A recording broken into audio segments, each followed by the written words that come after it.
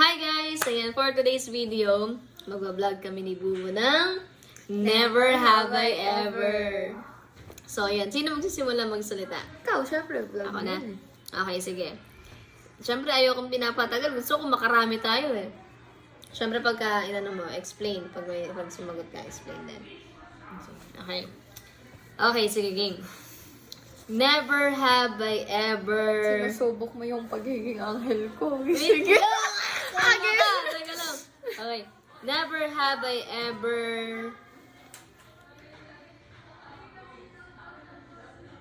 Ito, simulan natin sa madali. Nagka-boyfriend? I did. Yabang mo ah. Siyempre, I did! Bay ako eh. Then, nag-start ako sa lalaki talaga. Oh, Tapos may nakailan ka? lumapit lang sa akin na babae. Tapos yun, nagtuloy-tuloy na sa girls. Nakailan kang boys? 4. Pero, Ilan taon yung pinakamatandang boys? Boy na naging jowa? 23. And gano'ng katagal? I mean, gano'n kayo katagal? 2 months. 2 months! Hindi nga ako pang matagalan, bo. Ewan ko, di sa matagal sa akin. Yeah. Okay. Hindi ka naman tawa. I'll go. Wala, tawa ko eh. O, sige. 2 months yung pinakamatagal mo. Yung Usapan, never have I ever, hindi yung gigisahin mo ko Wait dito. lang, kasama na yun. Oh, Ba? 2 months yung pinakamatagal mo. Hindi ako sa vlog. Eh, paano yung tatlo? Paano yun? Di ba 4 naging boyfriend mo? Puro ano lang yan, school, ganun. Parang eme-eme lang. Pero yung... Hindi, last boyfriend mo kailan? Last year. Last year, yun yung 2 months. Mm-mm. Ah, okay. Okay, sige. O, ikaw naman. Ay, ako pala, no. Wala ako naging boyfriend. Oh, explain. Wala ako naging boyfriend. Gusto ko mani eh. Oh. Balo ko ba? Hindi, syempre, may mga curious about Pao. Oh, di ba? Hindi alam na nila yun. Yung kung kilala nyo na ako, kung lagi nyo akong ini-stalk sa FB or what.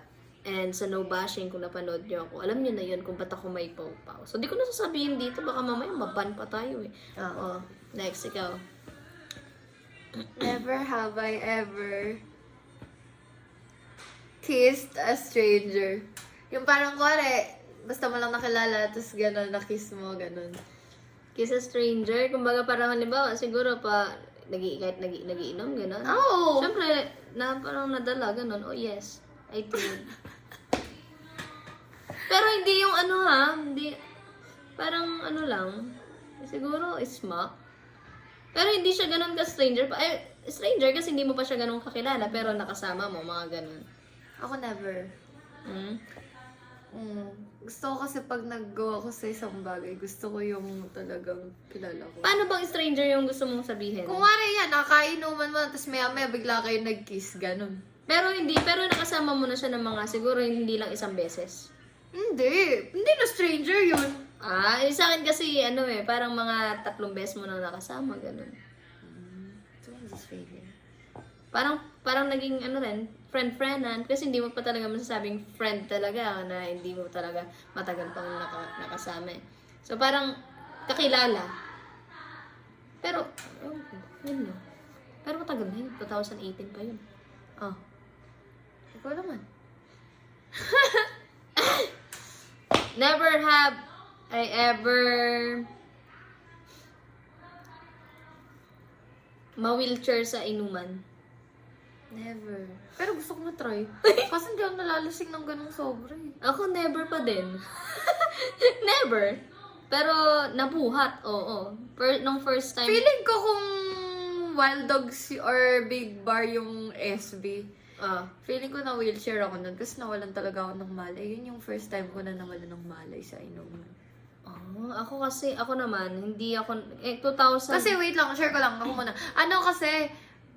Party goer ako. Hindi mo ba alam mo yan? Party goer ako as in. Tapos, hindi ko alam bakit dun ako bumagsak nung nag-secret bar kami dito sa top. First time yun. Kasi confident ako na hindi ako nalalasing, ganun. Wait lang. confident ako noon na sabi ko pa, di ako marunong malasing, ganito, ganyan. Mm-mm. Tapos nagulat na lang ako na walang tulog ako ng malay after ko makipag-away kay Red. Sino pa ba yung inaway ko doon? Ah. Marami ako inaway actually.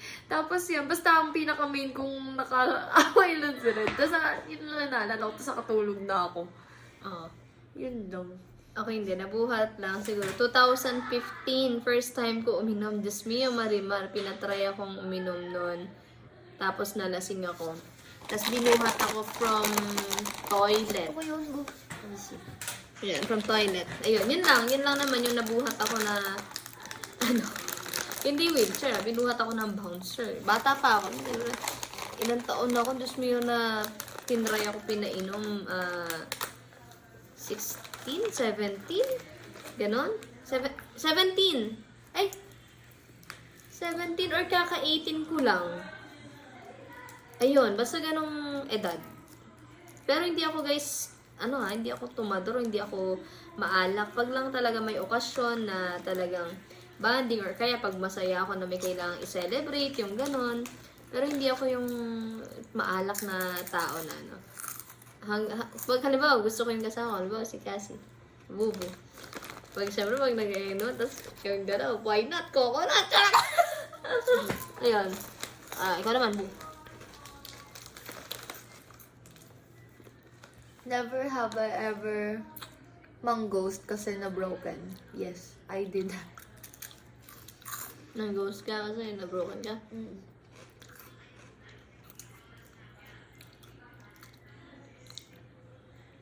Pero yung ghosting ko na yun, na parang ginugusto ko rin yung tao, pero hindi nag-work sa akin. Tapos, ayun, ginughost ko na lang. I did, pero hindi ko alam kung ghost sa kanya yun. Baka wala lang din. Baka wala lang din sa Hindi kanya. nag-ghostan kayo. Ghostan kami. Ayun. Okay. Never have I ever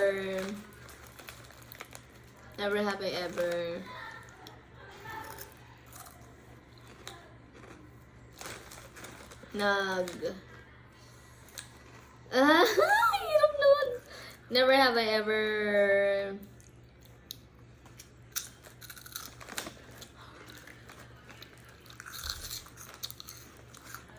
ayun ako. Hirapan ako magsabi. Sige. Never have I ever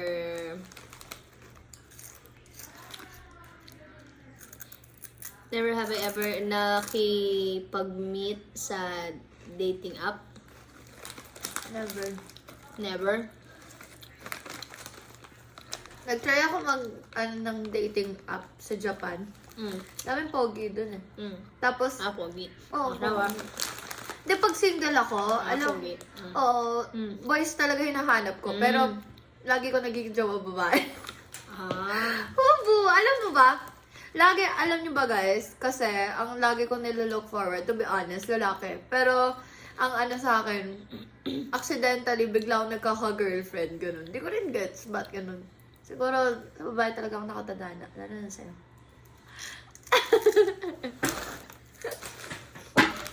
Ako, Dahil nga, so, gumamit ako ng dating app na nasa Japan ako.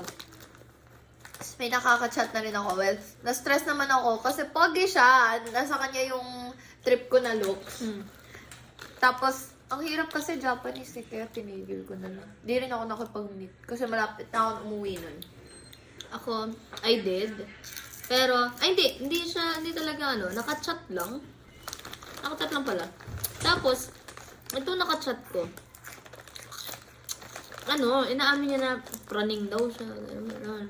Na, syempre parang natakot ako na ganyan. Baka mamaya, pag nag-meet, ganyan, praning pala talaga na parang mabilis ganito, ganyan. Nakakatakot din kasi sa dating app, hindi mo alam na kung totoong ba na siya yung kausap mo or baka mamaya poster, mga ganon. So, mahirap din talaga makakilala sa dating app. Hindi ka sure. Kasi maraming mga mapagpanggap. So, mas gusto ko talagang kinikilala yung mga, di ba, papakilala mo lang sa akin, ganyan. O kaya, mamimit mo siya sa somewhere na hindi nyo ine-expect, mga ganyan. Yun yung gusto ko kasi yung mga naging jowa ko kasi, dalawang jowa ko, Yung una is nagkakilala kami. Yung first ko kasi parang na ano ko siya dun sa friend ko. Friend siya ng friend ko. Parang nagkasama kami sa isang event.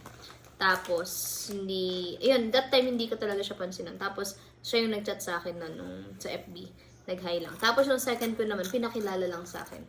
So, ayun, parang doon ako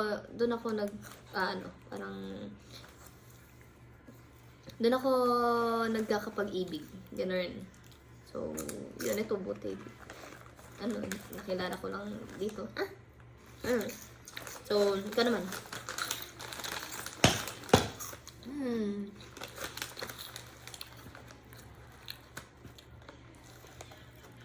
Never have I ever sumusugal kahit hindi naman na dapat. Sa pag-ibig. Ako, yes, I did. I did.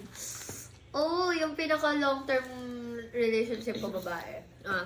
Sobra yung sacrifices ko noon doon sa taon na yun.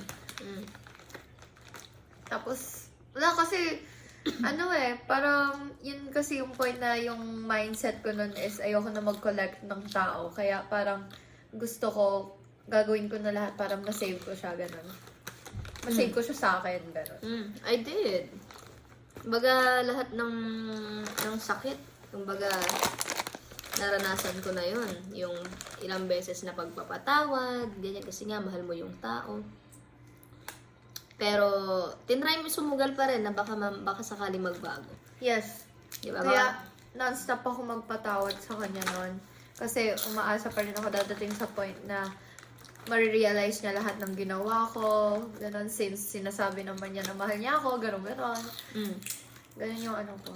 Ang tanga lang. Hindi, joke lang, Siyempre, pag mahal mo yung tao, bulag ka talaga. Hindi mo maiisip na hindi ka na niya pinapahalagahan. Isang I love you niya lang, bulag na tayo. Ganon. Tsaka, hindi ka makikinig sa mga payo ng kaibigan mo kahit alam naman nila kitang-kita na nila na hindi na tama, pero wala kang papakinggan. Kaya minsan yung mga kaibigan natin nagsasawa na magpayo sa atin kasi hindi rin naman tayo nakikinig. Dahil sarili lang din natin yung nakakaalam kung hanggang kailan ka susuko. Diba?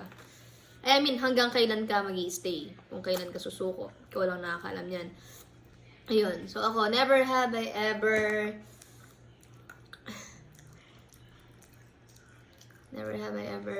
Pero wait lang, may singin lang ako. Advice lang. Pag nagmahal ka, don't stop the job. Pag nagmahal ka, ibigay mo lang.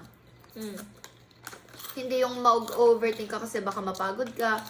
Hintayin mong mapagod ka kasi once mapagod ka, doon mo marirealize lahat. Kaysa itigil mo agad na i-feel mo yung sakit, dadamdamin mo yung sakit, magdadrama ka, diba? So, ako sa'yo, sa akin, ibigay mo yung love na gusto mong ibigay sa tao until ikaw yung makarealize kung ano yung nagawa mo. Yeah. Good. Never have I ever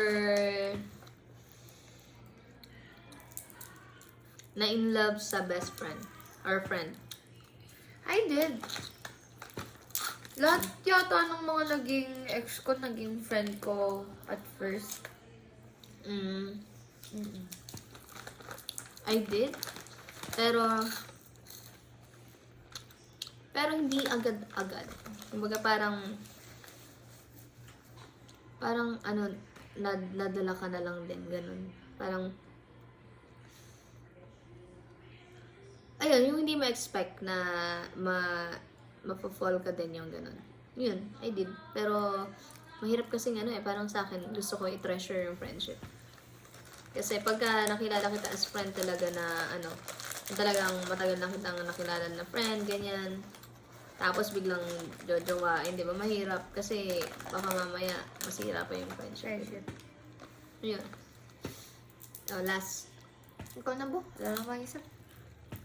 Isa pa, ikaw gusto ko marinig galing sa'yo. Sabihin mo sa akin, ako magsasabi sa'yo. Ikaw na! Gusto ko kasi mong galing sa akin. Hindi, sa isip mo.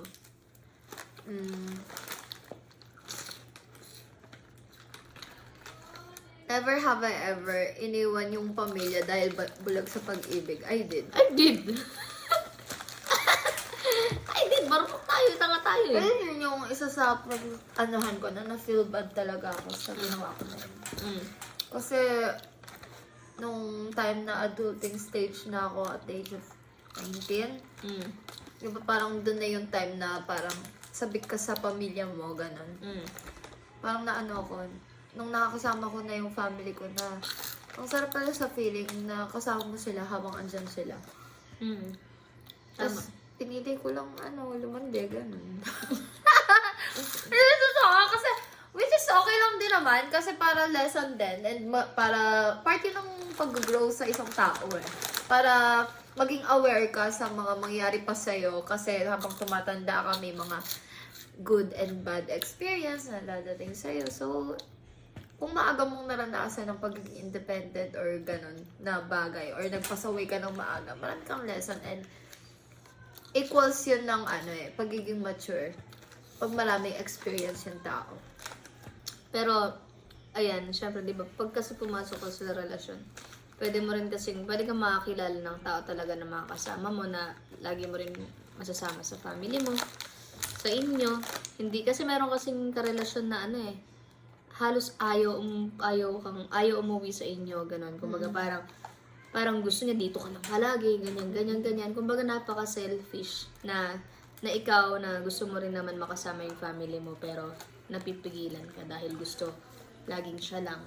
Mga ganun. Maganda kasi balance. Maganda, equal yung pakikitungo mo sa kanya-kanyang family. Halimbawa, family mo, family ko, ganyan. Dapat pantay lang tayo na mabibigyan natin pareho ng time, yung pamilya natin. Well, kasi ang sa akin naman, naisip ko, siguro pag teenagers, focus sa isa't isa.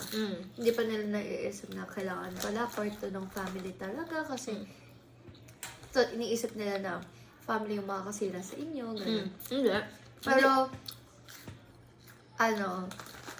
it's the right thing to do din na kasama yung family para hindi ka mahihirapan if ever na gusto mo nang maging legal kayo ng partner mo, gano'n. Hindi na mahirap kasi una sa lahat, pinakilala mo na and sabay niyang nakilala, sabay kayong nagkakilala.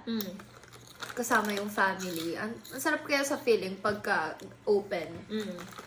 So, maganda talaga na isama mo yung family mo sa pangarap mo or sa mga gagawin mo. Kasi masarap sa pakiramdam na pag merong mga okasyon, uwi ka, kasama mo yung girlfriend mo, tapos tanggap siya, tapos masaya kayo, di ba? So, ayun, siguro advice lang namin sa mga na papasok sa mga relasyon dyan. Maganda siguro open nyo sa family nyo, ganyan. Para at least kung tanggapin man or hindi, at least nasabi nyo, di ba, wala kayong pagsisisihan na hindi nyo tinago yung karelasyon nyo. Maganda kasi talaga na na mapakilala mo siya kahit sa family mo lang, di ba? Yun, kung hindi ka out, siguro dahan-dahanin mo kasi hindi mo malalaman kung hindi mo susubukan, kung hindi mo ipapakilala. Kasi ako ganun ako katapang. Talagang pagka nagka-jowa ako, walang pakialam, papakilala kita. So, yun lang guys, hanggang dito na lang ang aming vlog. Never have I ever. So, sana nag-enjoy kayo. And see you next week guys. And mag-vlog kami ni Bubu paglabas namin Sunday. So, ayan. Sa may mga request, kung may mga request kayo na vlog, i-comment nyo lang po yan. Mga request kayo na content na pwede namin i-vlog. I-comment nyo lang po sa comment section para po magkaroon kami ng idea kung anong mga susunod namin i-vlog. So, again, this is me, Pabi. This is Tasha, and together we are Casby. Casby. And thank you for watching. Don't forget to like, share, comment, and subscribe. And click the notification bell para mag-update kayo sa aming mga susunod na vlogs. Thank you so much. Bye-bye.